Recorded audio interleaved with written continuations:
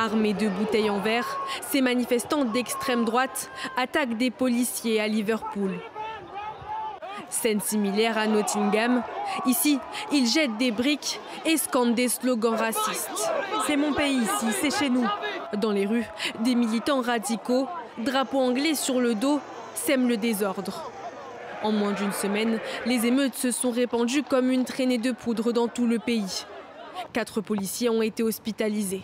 Ce que nous avons vu hier soir à Sunderland n'était rien d'autre que des actes insensés de violence et de désordre perpétrés par une minorité animée par la haine. L'origine de cet embrasement, une attaque au couteau survenue lundi dernier et causant la mort de 3 fillettes à Southport, au nord du pays. Le suspect, un jeune homme de 17 ans. Très vite, une rumeur circule sur les réseaux sociaux. Elle concerne ses origines, mais aussi son arrivée, supposée illégale en Angleterre. Lorsqu'elle est démentie par la police, c'est déjà trop tard. Les rues sont prises d'assaut par les manifestants et la population est sous le choc. Cette violence est montée si rapidement et ça a duré pendant des heures. Je suis terrorisée.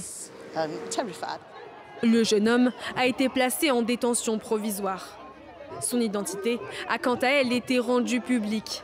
Il s'agit d'un Gallois de 17 ans, né de parents rwandais. Depuis près d'une semaine et plusieurs nuits de violence, 10 personnes ont été interpellées.